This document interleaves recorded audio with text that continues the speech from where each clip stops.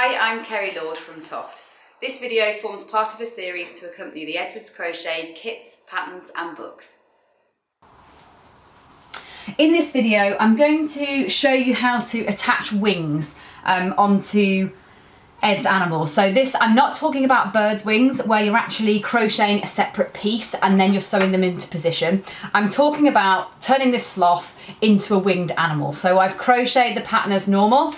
I've made all the arms and all the legs. I've stuffed it and I've sewn it up, and I'm going to be working a wing in between the body and the arm. So this would apply to certainly Clarence the Bat from the original book. There's also Luke the Flying Fox, there's Catherine the Pterodactyl, to name but a few that now use this technique. And it's really quite fun, it's easy. Once you watch this video, hopefully the pattern will suddenly make sense.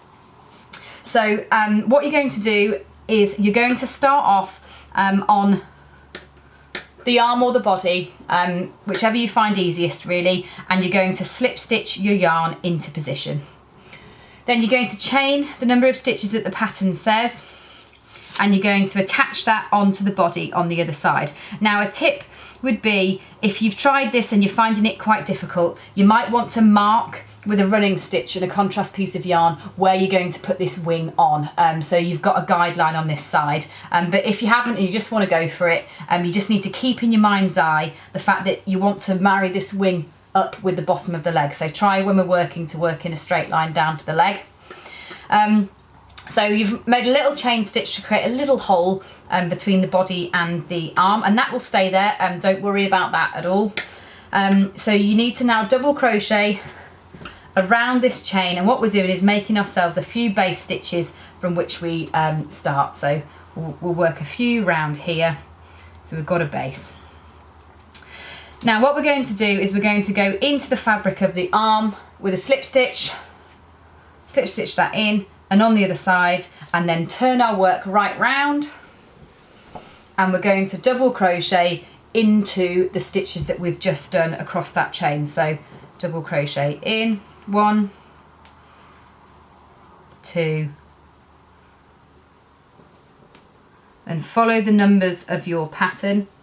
There's the third one, and then slip stitch into your body when you get back to the other side, like that. So the next one down, again lining it up with that leg to make sure we follow the right line, slip stitch that into place, turn again, and go back along that chain.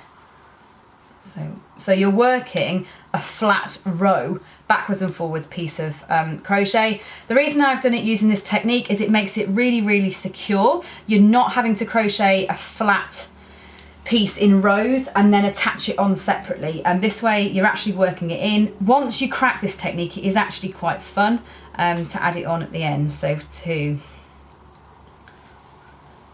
So all you're doing is working in between your body and your arm, going backwards and forwards as you work down the animal.